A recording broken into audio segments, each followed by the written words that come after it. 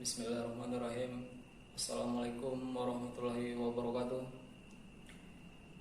Puji dan syukur marilah sama-sama kita panjatkan atas kehadiran Allah Subhanahu wa taala, di mana atas berkah dan karunia beliau kita dapat mengikuti perkuliahan hari ini. Dan salawat berangkaikan salam tak lupa kita anugerahkan kepada junjungan kita Nabi besar Muhammad SAW, di mana beliau telah membawa kita dari alam kegelapan menuju alam yang terang benderang yang disinari oleh iman dan ihsan. Yang saya hormati Ibu Setiwati SPD MH selaku dosen mata kuliah Hukum Adat, dan rekan-rekan mahasiswa sekalian yang saya hormati dan saya cintai. Baik, di sini kami dari kelompok 10 akan mempresentasikan tentang transaksi tanah dan perubahan masyarakat adat Indonesia serta peranan hukum adat dalam pembangunan. Baik, sebelum memulai presentasi kali ini, saya akan memperkenalkan diri selaku moderator. Nama saya Wahyu Renaldi Malau, dan pemateri rekan saya Tatiko Malasari, dan pembaca kesimpulan nantinya akan dibacakan oleh saudara kami yaitu Tri Nur Hanifah. Oke, baik, saya akan di sini menjelaskan transaksi tanah sebagai objek. Transaksi tanah dalam hukum adat adalah suatu perbuatan hukum yang dilakukan oleh sekelompok orang atau secara individu untuk menguasai sebidang tanah yang dilakukan baik secara sepihak maupun secara dua pihak sesuai dengan kebutuhan mereka. Perjanjian tentang tanah merupakan suatu perbuatan hukum yang bertujuan untuk memperoleh hak-hak atas tanah maupun memindahkan hak-hak atas tanah. Transaksi tentang tanah ini ada dua golongan, yaitu yang pertama transaksi tentang tanah bersegi atau sepihak disebut ezidig, berarti memperoleh hak. Yang kedua transaksi tentang tanah bersegi dua atau twizidig, berarti peralihan hak. Transaksi tentang tanah bersegi atau yaitu perbuatan hukum yang terjadi karena dilakukan oleh suatu pihak tidak memerlukan pihak kedua. Setiap transaksi tanah selalu harus dengan sepengetahuan kepala adat atau wilayah tanah, atau dengan kata lain bahwa transaksi itu harus dilakukan secara terang agar terjamin atau terlindung dengan lalu lintas hukum yang bebas, khususnya terhadap kemungkinan tangkisan atau gugatan sepihak ketiga. Juga harus dilakukan secara tunai dalam arti adat, maksudnya selesai seketika. Itu juga perbuatan yang diharuskan oleh adat. Dan juga harus dilaksanakan secara konkret, maksudnya bahwa pada saat transaksi pada waktu itu juga tanah tersebut dilepas oleh penjual, perpindahan hak kepada pembeli. A. Jual lepas atau jual mutlak. Jual lepas atau jual mutlak ialah jual beli tanah untuk selama-lamanya dengan tidak bisa kembali lagi atau kecuali kalau dibeli lagi tanah tersebut, yaitu menyerahkan tanah dengan menerima pembayaran sejumlah uang seharga secara tunai dan disaksikan oleh kepala adat atau pejabat yang berwenang untuk hal tersebut.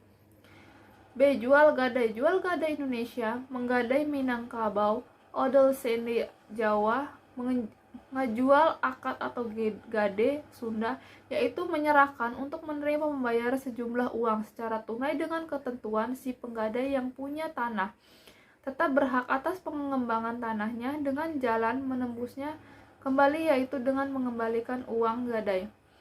C. Jual tahunan. Jual tahunan ialah penyerahan tanah dengan menerima pembayaran sejumlah uang secara tunai dengan perjanjian tanpa sesuatu perbuatan hukum lagi. Tanah itu akan kembali dengan sendirinya kepada pemiliknya sesudah berlaku beberapa tahun atau beberapa kali panen menurut perjanjian. Ciri-ciri jual tahunan. Hak-hak yang diperoleh si pembeli tahunan: mengelola tanah, menanami dan memetik hasilnya, berbuat dengan tanah itu seakan-akan memiliki sendiri. 2 larangan bagi si pembeli tahunan. Menjual atau menyewakan tanah itu kecuali seizin pemiliknya. Perjanjian pelunasan hutang. Baik jual gadai maupun jual tahunan itu memungkinkan juga sebagai perjanjian pelunasan hutang. Del Gingo Solfiskin Comes. Artinya utang itu dibayar dengan penyerahan tanah untuk sementara. Dengan demikian, transaksi-transaksi semacam itu digolongkan ke dalam perjanjian real atas tanah terhadapan dengan perjanjian jenis lain.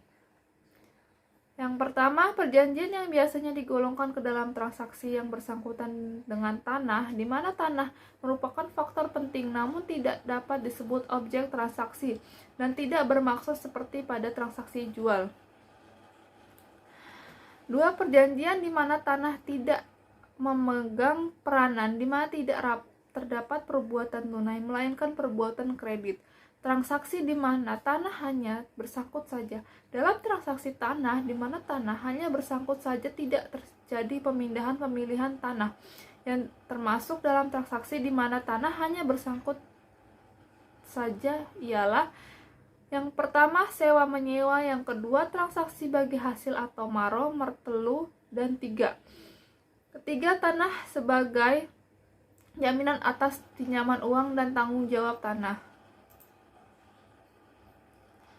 Dalam transaksi di mana tanah hanya bersangkut saja, yang pertama tidak usah diketahui oleh kepala adat atau terang, kedua tidak usah tunai dan konkret, dan tidak ada perpindahan hak milik. Yang A. Sewa menyewa.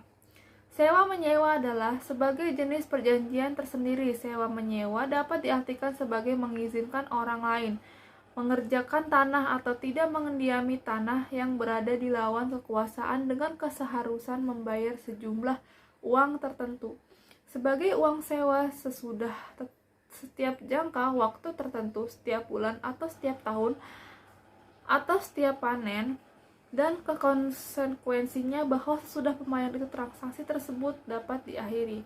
Yang B. Transaksi bagi hasil.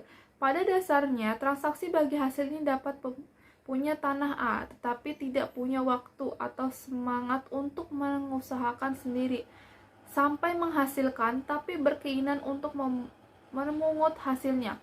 Oleh karena itu, si A membuat perjanjian dengan orang lain yang mengerjakan tanah tersebut, misalnya dengan menanami dan menyerahkan sebagai hasil panen tanah kepada si pihak tanah. C. Sebagai jaminan.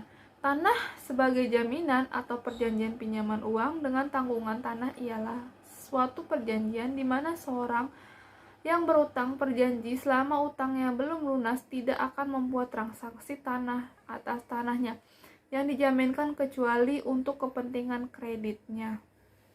Baik, terima kasih atas penjelasan saya.